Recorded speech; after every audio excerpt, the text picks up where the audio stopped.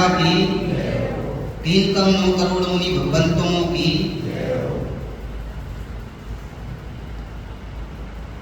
नमः श्री वर्धमानाय निर्धूत कलिलात्मने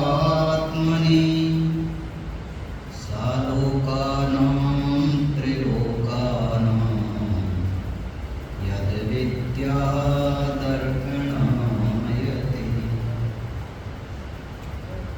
नमः समयसाराय स्वानुभूत्या चकासते चित्स्वभावाय भावाय सर्वभावान्तरच्छिदे।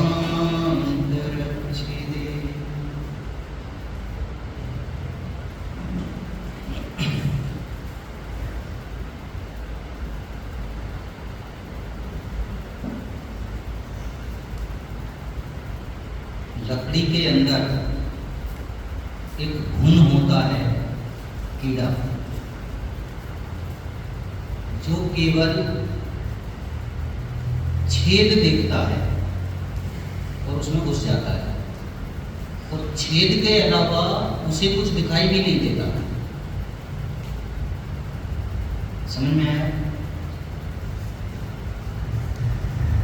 लकड़ी में एक छिद्रान्वेषी, छेद का अन्वेषक, खोजने वाला कीड़ा होता है।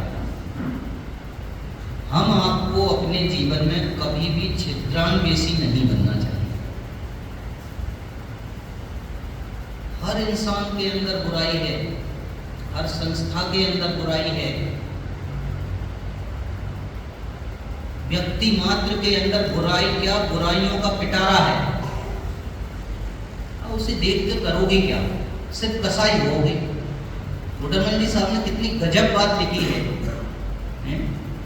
यदि ऐसी बात कही जाए तो उसके दोष देख देख कर कसाई मत होना, बल्कि ऐसे दोष मेरे अंदर प्रकट ना हो जाए, इसके लिए 5वां 6वां अध्याय लिखा है रुद्रमल साहब ने। समझ में बात आ रही कि नहीं भैया? वो दूसरों के दोष नहीं दिखाना चाह रहे थे, दूसरे मत का प्रतिपादन भी नहीं किया। उन्होंने तो शिष्य बुद्धि से अपने ही अंदर कहीं ना कहीं वो मतांतर की मान्यताएं शिष्य मंडली में देख करके उनका खंडन किया। ऐसा उन्होंने स्वयं कहा। मुझे सिर्फ एक ही बात कहनी है भैया, जिसको इन दोनों नयों का व्यवस्थित ख्याल है, उन्हें दोष दिखाई ही नहीं देते, अपेक्षा से समझ लेते हैं। क्यों? अपेक्षा का कथन है ना सारा, तो कोई बाधा है नहीं, और अपेक्षा की क्रियाएं भी है बाहर। गजब की बात है भैया। किसी ने क्रोध किया, वहां बच्चे पे क्रोध कर रहे हैं, तो अपेक्षा लगाओ, आपको तरस आएगा उस पे, करुणा आएगी उस पे, गुस्सा नहीं आएगी। किसी ने बहुत तेज 2 थप्पड़ मार दिए, व्यवहार में भी आपको उस पे करुणा आएगी, यदि उसका मन टटोल लोगे। यदि मारने की अपेक्षा आपके ख्याल में आ जाएगी तो खैर अलग।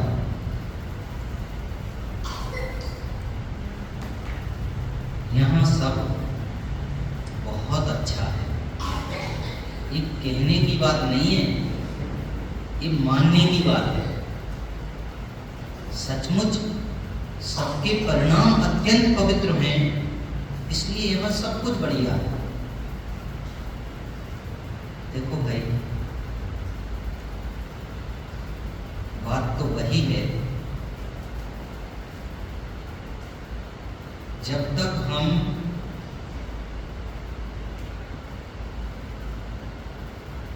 एक के बारे में समग्रपने विचार नहीं करेंगे, तब तक बहुत दुविधा में जिएंगे। यदि समग्रपने विचार नहीं कर पाते तो कुछ कम सही, लेकिन जितने समय कर रहे उतने समय को समग्रता के खाते में डाल दो, बस हो जाएगा आपका काम। दोनों में कुछ अंतर समझ में आया? ये बहुत अच्छी बात है कि आप समग्रता से एक के बारे में रुझानबंद हो, लेकिन घर गृहस्थी वाले हैं, मुनिराज की अवस्था है नहीं। यहाँ तो भोजन भी बनाना, भोजन की व्यवस्था भी करनी, और भी सारी चीजें करनी, आजीविका भी करनी, घर गृहस्थी भी चलानी, तो उसमें भी समय तो देना पड़ेगा। तो लेकिन जितना समय एक के लिए दे रहे हो उतना समग्र समय केवल और केवल एक को ही दो। दोनों में अंतर आ गया समझ में? अब इससे क्या फायदा होगा? जो फिजूलियत थी ना इधर उधर की और अनबैलेंस स्थिति, पेंडुलम हिलने वाली, उस समय तुम्हारा पेंडुलम बंद हो जाएगा और एक में ही बिना हिले काम करता रहेगा। और जितने समय वो उसकी आराधना करेगा, जब उसका फल मिलेगा ना तो बहुत अलौकिक और अद्भुत होगा। विकास जी कितने बजे सोए थे यार? कितने बजे सोए थे? मान लो 10 बजे, 11 बजे, 12 बजे, 6 घंटा बाद जाग गए। 6 घंटा बाद जागने के बाद हम दूसरे कामों में लग गए। अब जब आराधना का समय आया तो अब समग्रता चाहिए। उस समय ये नहीं अरे अब उसका भी फोन आने वाला है, एरोप्लेन मोड पे, कहीं वो काम रुक गया तो ब्रेन को कमांड दे दो, जैसे न्यायिक परिवार दे देता है 10 दिन के लिए। तो ऐसा नहीं है कि अनअलर्ट होकर देते होंगे, पहले व्यवस्था कर देते होंगे। अथवा भैया ये 10 दिन बाद, मुझे तो बहुत पुरानी बात पता है, 20 साल 20-25 साल पुरानी, जब उस समय भी आप पर्यूषण में कोई व्यापार धंधा नहीं करते थे, तो उसी दिन मैं गया था कहीं फैक्ट्री में या कहाँ पे गया था पता नहीं, भाई साहब के साथ में, तो किसी का फोन आया, नहीं भाई अभी तो, या इस बीच में हम, मतलब मैं पर्यूषण के आगे पीछे आया था, इस बीच में हम नहीं करते, इस टाइप का कुछ सुना था, बोला नहीं था उन्होंने मुझे, लेकिन उस समय मेरे ध्यान में है और कई जगहों पे ये बात मैं बोल भी चुका कि पर्यूषण ऐसे मनानी चाहिए। और क्या जरा हुई कि उस समय का मुझे याद नहीं है। समग्रता, समझ में बात आ रही? हम चाहे 15 मिनट भी दे रहे हैं ना अपने लिए, तो सब बाकी का सब भूल जाओ और अपने से बात करो। गजब की बात हो गई। अनादि काल से जिससे हम संसार में रुलते हैं, ऐसे कार्यों में मैक्सिमम टाइम समग्रता के साथ देते हैं, और जब एक को जानने देखने की बात आती है तो हजारों विकल्प पहले उठ जाते हैं। अभ्यास ऐसा करो कि जब हम इसको देखें तब कोई विकल्प नहीं, और विकल्प कब क्यों नहीं उठेगा, कब नहीं उठेगा? जब हमारे मन में ही ये संकल्प होगा कि हम इसके अलावा अभी कुछ नहीं करेंगे, चाहे जो भी हो। यहाँ की पूरी दिनचर्या में ऐसा अनुबंध हम कब करते थे? अरे बोलो। यहाँ की पूरी दिनचर्या में सुबह से शाम की में देखो, ऐसा अनुबंध हम कब करते थे या कब करते हैं? हाँ बोलो, फिर बोलो ना, डर क्यों है? क्या होगा? गलत ही होगा, तो दूसरा कोई बताएगा सही। समय के काम है। वीरेन भाई साहब के मुख से हर दिन आधा घंटे ये सुना होगा ना हर दिन। अब हाथी चिंगाड़े, शेर आ जाए, सांप आ जाए, भाई खा ले, कोई दिक्कत नहीं। कैसी निर्भयता आ गई, समझ में कुछ आ रहा है मैं क्या कहना चाह रहा हूं? समग्रता, जो आना वो आ जाओ, उपसर्ग आओ का कुछ भी हो, हम आप विचलित नहीं होंगे। क्यों? हम प्रतिज्ञाबद्ध हैं। ना यहां से चलायमान होंगे, ना उठेंगे, ना कोई मतलब रखेंगे। जैसा भी आपने संकल्प लिया, बस वो 15 मिनट का, आधा घंटे का संकल्प हर दिन का लें। स्वाध्याय कर रहे हैं तो केवल स्वाध्याय करेंगे, इसको चलायमान नहीं करेंगे, पूरी समग्रता से कोई काम करेंगे। और ये चीज क्यों होती है? हालांकि मैंने ये पंक्तियां पहले बोली थी, जिसको जिसकी रुचि नहीं होती, दिखने पर भी नहीं दिखता, क्योंकि रुचि नहीं है। हम तेज तेज जा रहे हैं और कोई बहुत अजीब मित्र परिचित मिल जाए, ऐसा ब्रेक लगाएंगे कि गाड़ी धसड़ जाए। धसड़ नाम तो समझे, बुंदेलखंड का शब्द है। वहां तक धूल उड़ गई, कारण रुचि थी, दिख गया। रुचि थी ना उससे, और रुचि नहीं है। प्रधानमंत्री भी बाजू से जा रहा हो, सन्नाटे हुए चले जाए। जिसको जिसकी रुचि नहीं होती, दिखने पर भी नहीं दिखता। जिसको जिसकी रुचि होती है, उसको वो ही वो दिखता। अब आप विचार करो, यदि आपको शरीर ही शरीर दिखता है, धंधा ही धंधा दिखता है, पत्नी ही पत्नी दिखती है, प्रेमिका ही प्रेमिका दिखती है, पढ़ाई ही पढ़ाई दिखती है, समझ गए ना? डैश डैश डैश, आपको जिससे भरना है आप भर लो। सीधा गलत है उसकी रुचि। भगवान ही भगवान दिख रहा है उसकी रुचि, आत्मा ही आत्मा दिख रहा है उसकी रुचि। अभी कितने समय ये मैं नहीं कहना चाह रहा, जितने भी समय, लेकिन कोई वो दिख रहा है, उसके अलावा और कोई विकल्प नहीं। ये हमारा अच्छी शुरुआत हो गई। बात समझ में आई भैया?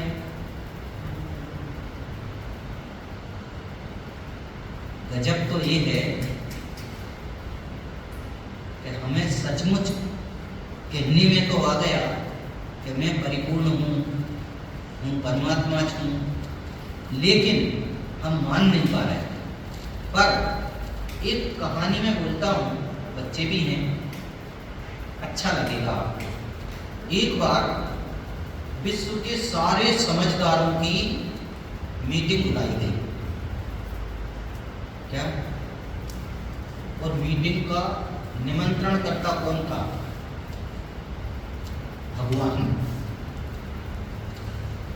उदाहरण काल्पनिक मानना, वो अपनी जगह पे घट जाएगा। क्या? भगवान माने गॉड, ईश्वर, जो इस पूरी दुनिया का संचालन वगैरह वगैरह जो कुछ भी कर रहा है, ठीक है। अभी वो भगवान नहीं जो अपना अपनी बात चल रही है, ठीक है ना। भगवान तो समझ कि भगवान मतलब जो दुख और तकलीफ में जिसका नाम आ रहा है बिना स्वरूप समझे, ठीक है ना। उस भगवान ने विश्व के सारे समझदारों की मीटिंग बुलाई, और मीटिंग बुलाने के बाद उनसे बिल्कुल ऐसे बैठ गए और वो सामने बैठ गए। देखो भाई,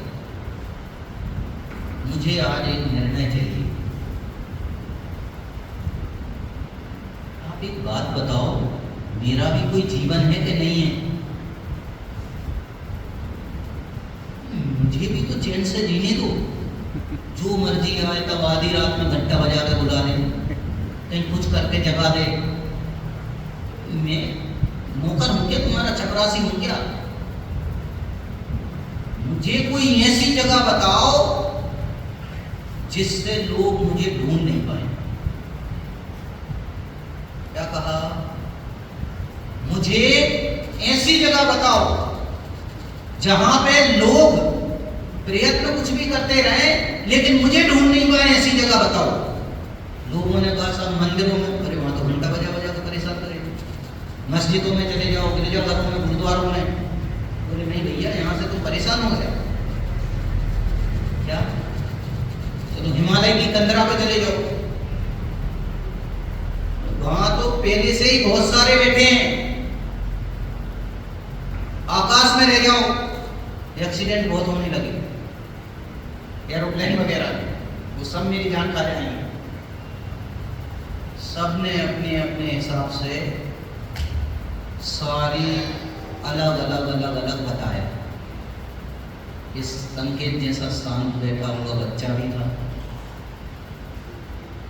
वो भी धीरे धीरे से ऐसे ऐसे हाथ उठा रहा था। नजर पड़ गई भगवान, हाँ भाई तुम भी कुछ बोलना चाहते हो? हाँ बोलो।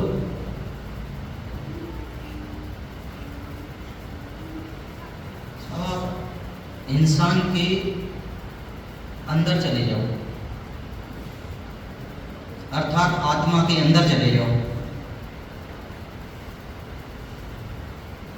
उससे क्या होगा? लोग पा नहीं सकेंगे आपको, आप आराम से रह जाओगे, मस्ती करोगे अपने में। लेकिन कैसे? सोचने में आया, एकदम मेरी तरह प्रसन्न हो गए। वाह, ये तुमने बहुत बढ़िया बताया। तब से भगवान आत्मा के अंदर रह रहे हैं। अब मैं कहाँ ढूंढ रहा हूँ? मंदिरों में मिलेंगे ही नहीं, टंडन गोपाल, शास्त्रों में, रुपए पैसे में। समझ में आ रहा है कि नहीं? जब भी मैं देखूंगा भगवान के लिए पीठ देके बाहर देखूंगा। समझ गए कि नहीं समझे? भगवान को कहां देखूंगा? पीठ दे करके देखूंगा बाहर। यदि भगवान को देखना है मुंह देके देख, भगवान यहीं विराजमान। उस दिन से भगवान को वो जगह रास आ गई और भगवान प्रत्येक प्राणी की आत्मा के अंदर चले गए। अर्थात मेरा भगवान मेरी आत्मा के अंदर है, आपका भगवान आपकी आत्मा के अंदर है। आप उसको कहीं और कितनी भी जगह ढूंढोगे वो मिलने वाला नहीं। समझ में आया? तो भगवान कहाँ है? अपने अंदर। अब यदि वास्तव में इस ज्ञायक प्रभु रूप भगवान को तुम्हें पाना है तो वो तो अनादि अनंत अंदर है ही, लेकिन तुम जगत में भी ईश्वर जिसे कहते हो ना, उसे भी पाना है तो वो यहां देखने से मिलता है। आगे बात समझ में? इसलिए ईश्वर को देखने के लिए तुम कहीं भी बहिर्मुखता मत लो, तब जाके आप आनंद भोग सकोगे। क्यों? तुम ही चेतन चिदानंद चित्रूप है, चित्त में ना समाए तो मैं क्या करूं, ज्ञान गुण से भरा तेरा भंडार है। घर समझ में ना आए तो मैं क्या करूं,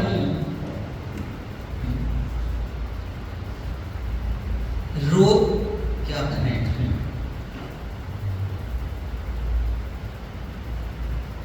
आप बहुत ध्यान से सोचना, सब कुछ भरा है अंदर।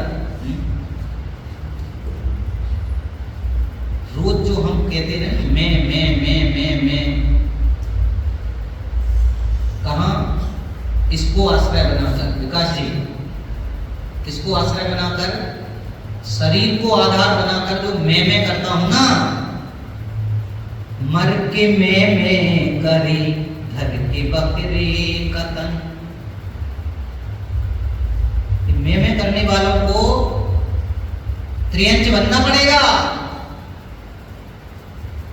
मर घर के मर के में करे, घर के बकरे कतन, अपना सर भी कटाए तो मैं क्या करूं, ज्ञान गुण से भरा तेरा भंडार है, घर समझ में न आए तो मैं क्या करूं।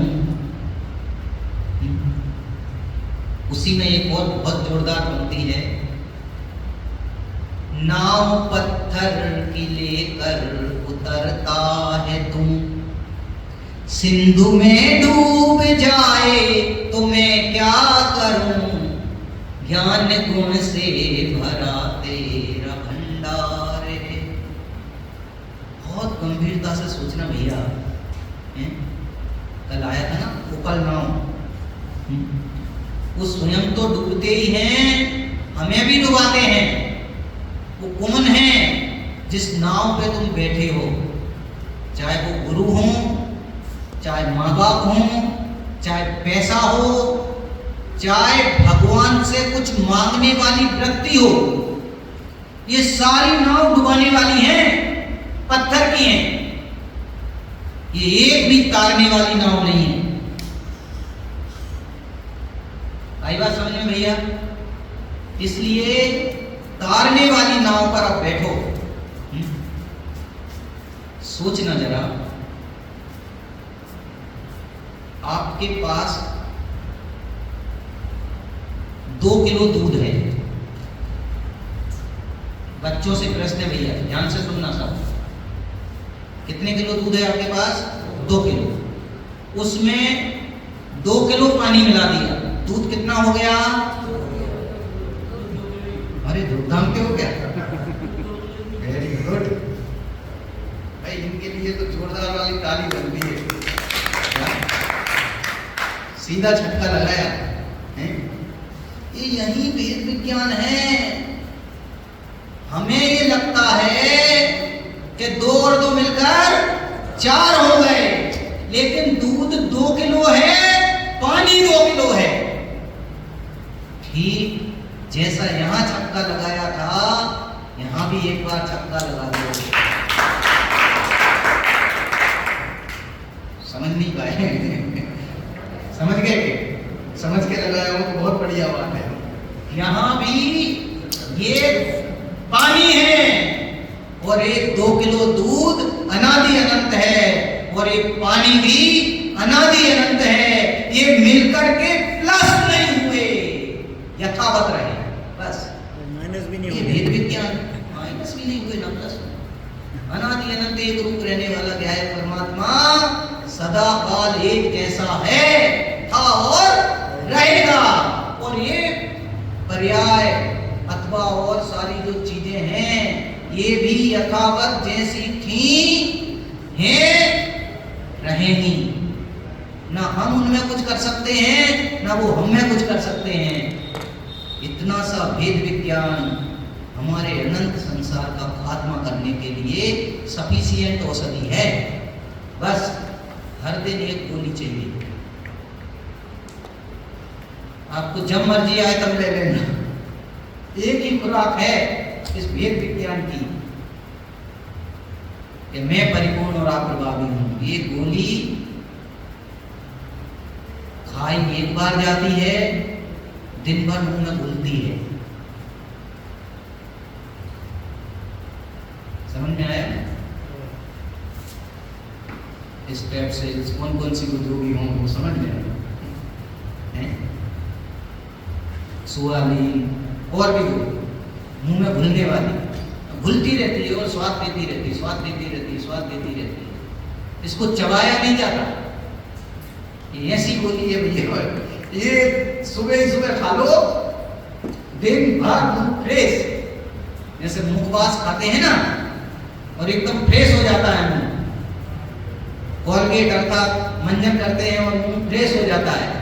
ये गोली वो है जो आपको केवल जबान पर रखनी है, और जबान का है आपकी यहां, ठीक है? बस वो घुलती रहेगी।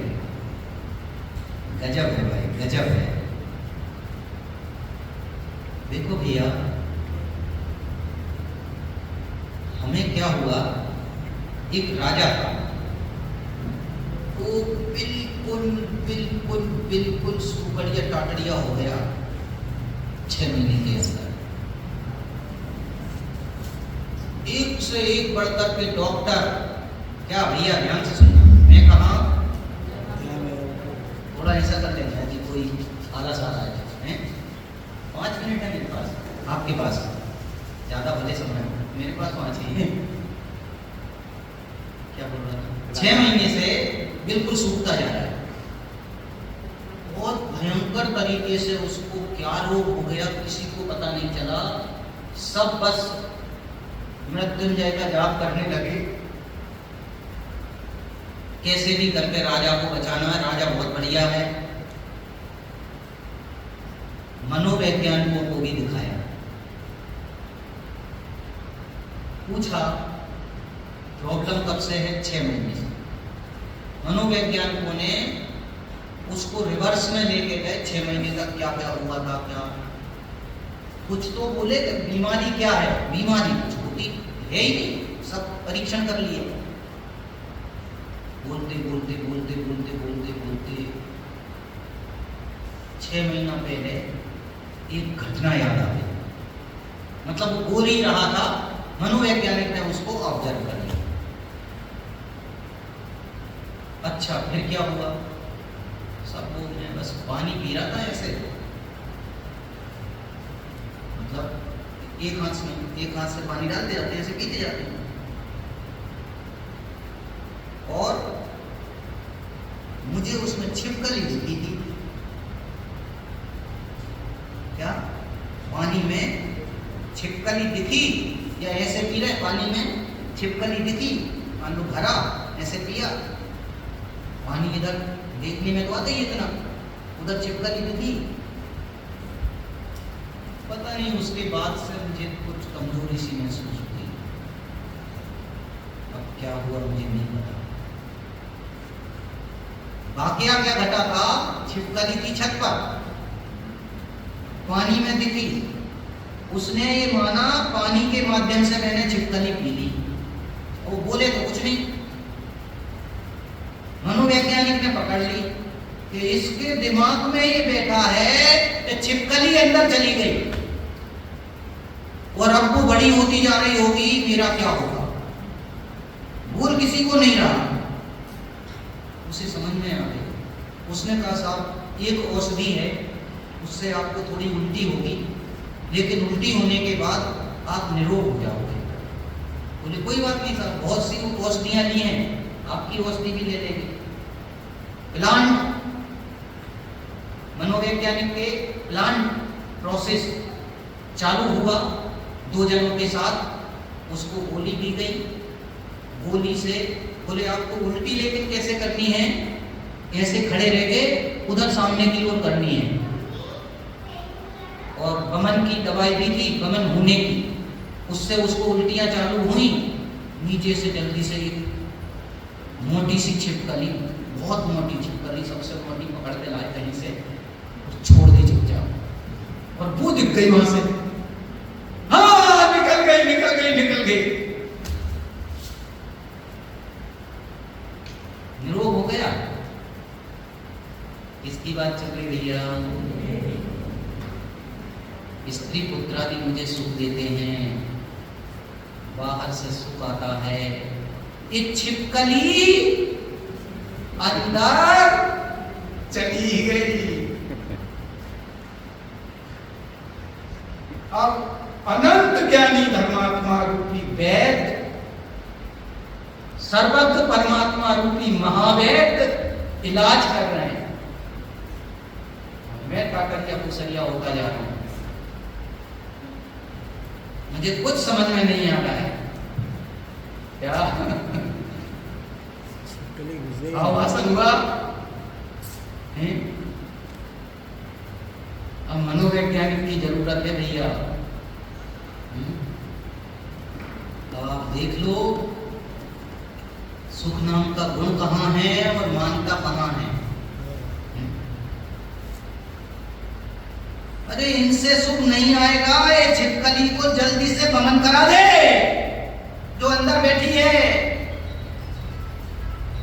पर से कर्तृत्व की मान्यता की छिपकली, बस एक बार भ्रमण कर, निर्भर हो गया, निर्भर हो गया, निर्भर हो गया, निरोग हो गया। ऐसे सभी जीव निरोग हों और अपनी पूरी मस्ती में जिए, ऐसी मंगल